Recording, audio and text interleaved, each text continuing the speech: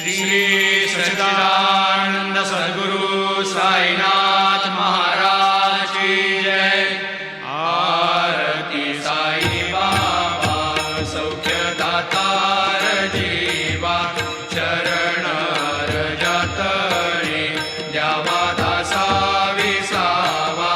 भक्ता विसावा। आरती साई बाबा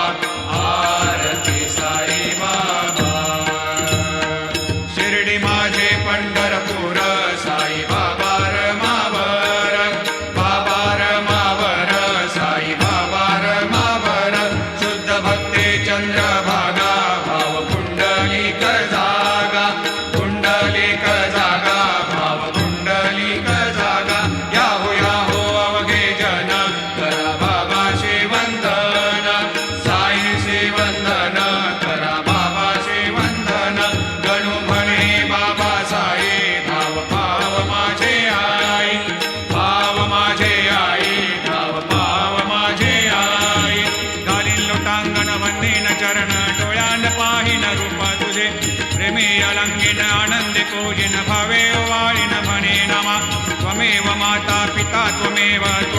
बन्धु सखा त्वमेव विद्या द्रविणः त्वमेव सर्वं मम देवदेव। कायेन वाचा मनसेन्द्रियैर्वा बुद्ध्यात्मना वा प्रकृतिस्वभावात् करोमि यद्यत् सकलं परस्मै नारायणायति समर्पयामि। अच्युतं केशवं रामनारायणं कृष्णदामोदरं वासुदेवं हरि श्रीधरं माधवं गोपिकावल्लभं जानकीनायकं रामचन्द्रं भजे। हरे राम राम राम हरे हरे, हरे कृष्ण कृष्ण कृष्ण हरे हरे। गुरुदेवा दत्त अनंता तुला ते कसे रे स्तवावे, अनंता तुला ते कसे रे नमावे। अनंता मुखाचा शिणेशेष गाता, नमस्कार साष्टांग श्री साईनाथा। स्मरावे मनी त्वत्पदा नित्य भावे, पुरावे तरे भक्तीसाठी स्वभावे। तरावे जगातारुणी मा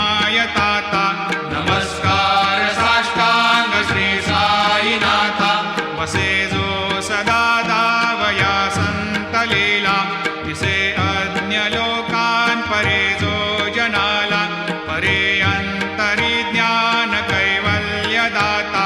नमस्कार साष्टांग श्री साईनाथा बरालाधला जन्म हा मानवाचा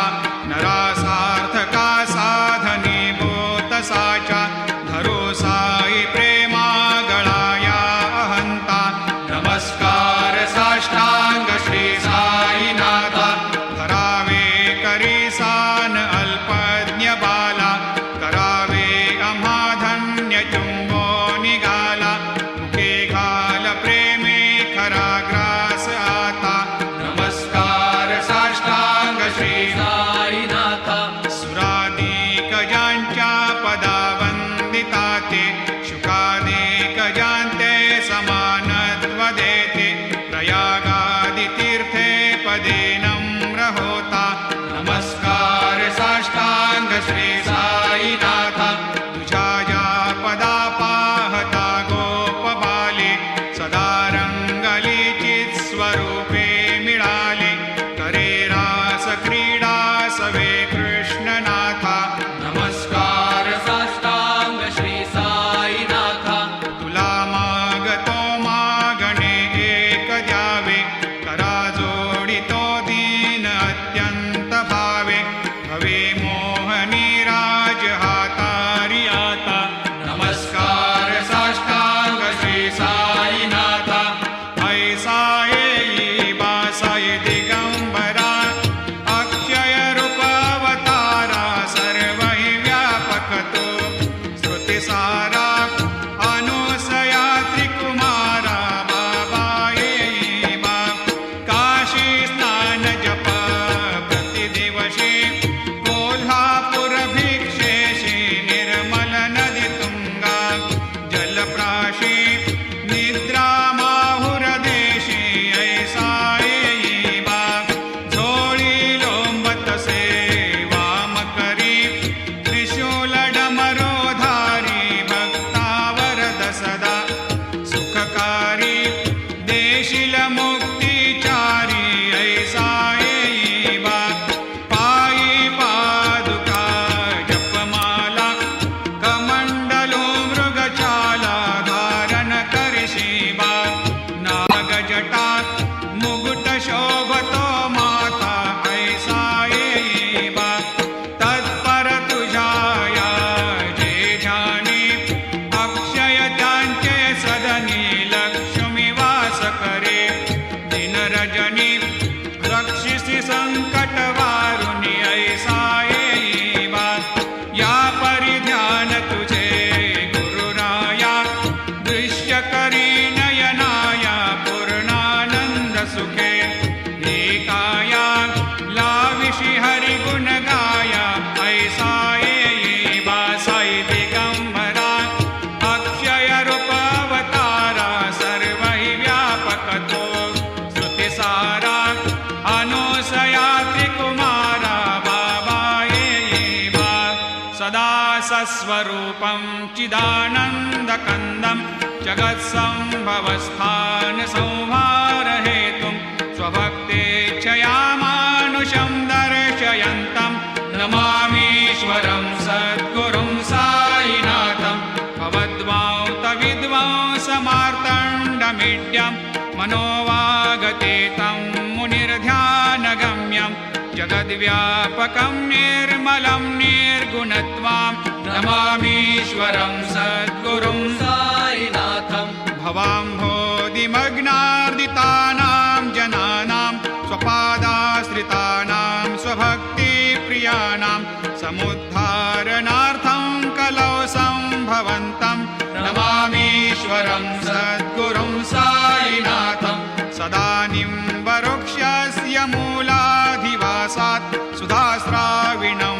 तेक्तमप्यप्रियन्तं तरुं कल्पवृक्षाधिकं साधयन्तं नमामीश्वरं सद्गुरुं साईनाथं सदा कल्पवृक्षस्य तस्याधिमूले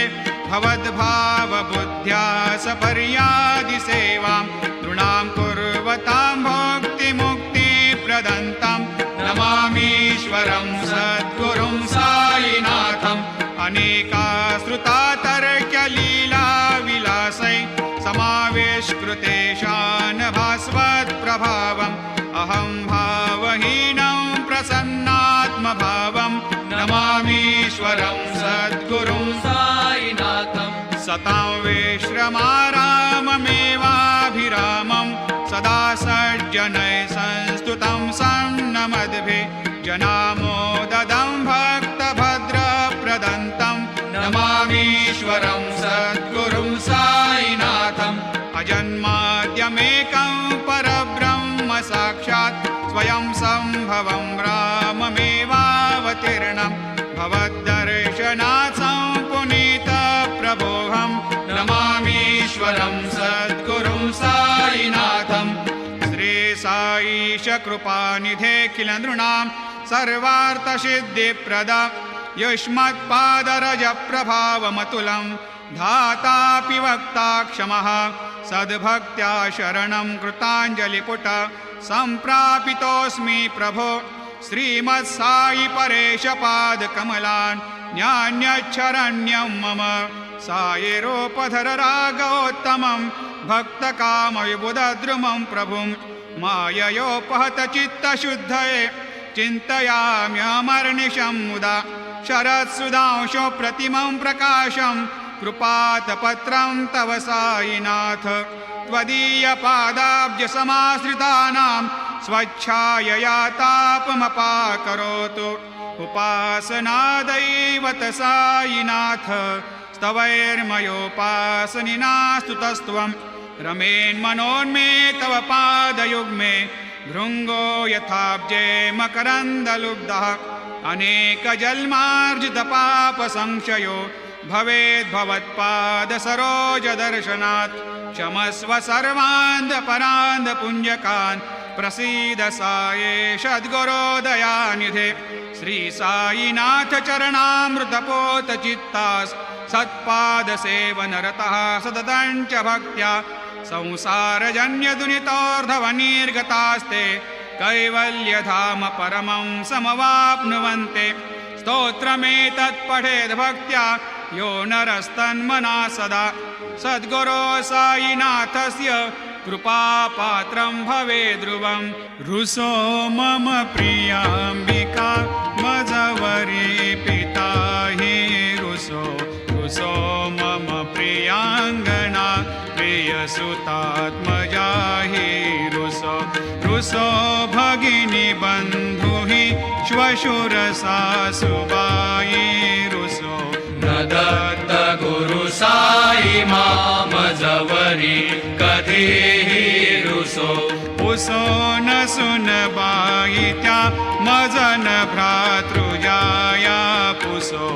उसो न प्रिय सोयरे प्रिय सगे न ज्ञाते पुसो उसो सुरदना सखा स्वजननाप्त बन्धु पुसो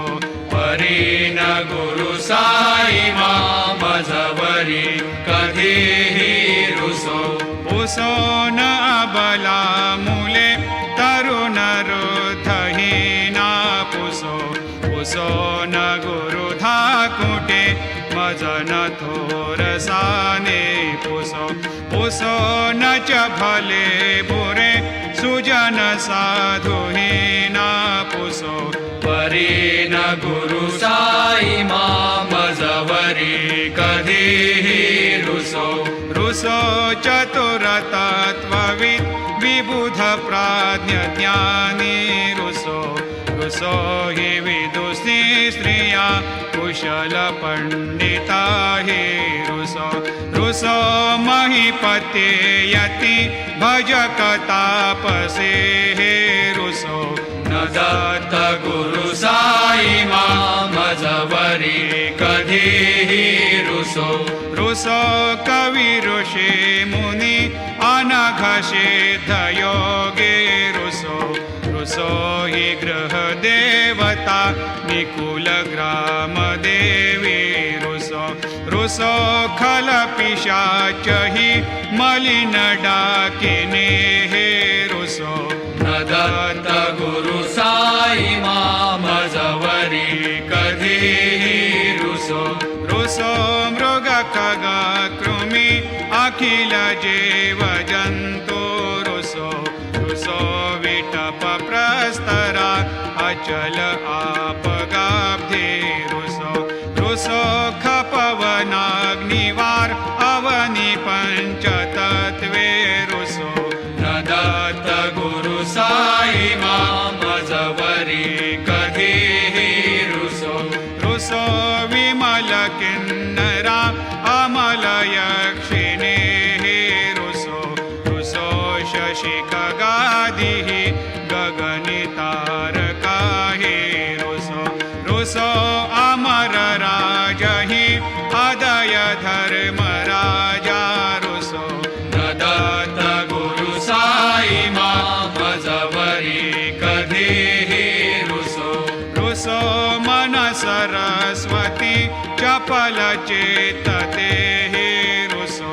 रुसो वपुदिशाखिला कठिन काल तो हे रुसो रुसो सकल विश्व हि मयि तु ब्रह्म गोलं रुसो न दत्त गुरु साई मजवरी कधीही रुसो विमूढ म्हणुनि हसो मजन मत्सरा हेडसो पदाभिरुचि उल्हसो जनन कर्दमीनापसो न दुर्गधृतीचा धसो अशिव भाव मागे खसो प्रपंची मन हे रुसो दृढ विरक्ती चित्ती ठसो कुणाची घृणा नसो न च स्पृहा कशाचे असो सदैव हृदयी वसो मनसि ध्यानि साई वसो पदी प्रणय ओरसो निखिल दृश्य बाबा दिसो न दत्त गुरु साई उपरिया जनेला रुसो हरि ओम यज्ञेन यज्ञमयजन्त देवा स्थानि धर्माणि प्रथमान्यासन्न तेहनाकं महिमान सजन्त यत्र पूर्वे साध्या सन्ति देवाः ॐ राजाधिराजाय प्रसह्य साहिने नमो वयं वै श्रवणाय कूर्महे समे कामान् कामकामाय मह्यं कामेश्वरो वै श्रवणो दधातु कुबेराय वै श्रवणाय महाराजाय नमः ॐ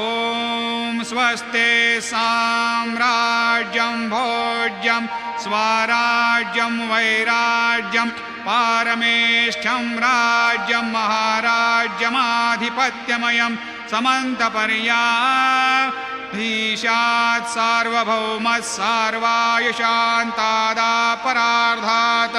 पृथिव्यै समुद्रपर्यन्ताय एकराळिति तदप्येष श्लोकोऽभिगीतो मरुतः परिवेष्टारो मरुतस्यावसङ्ग्रहे आवीक्षितस्य कामप्रियैर्विश्वे देवा सभासदैति श्रीनारायण वासुदेवाय सच्चिदानंद सद्गुरु साईनाथ महाराज की जय। करचरणकृतं वा कायजं कर्मजं वा श्रवणनयनजं वा मानसं वा अपराधं विहितमविहितं वा सर्वमेतत्क्षमस्व। जय जय करुणाब्धे श्री प्रभो साईनाथ श्री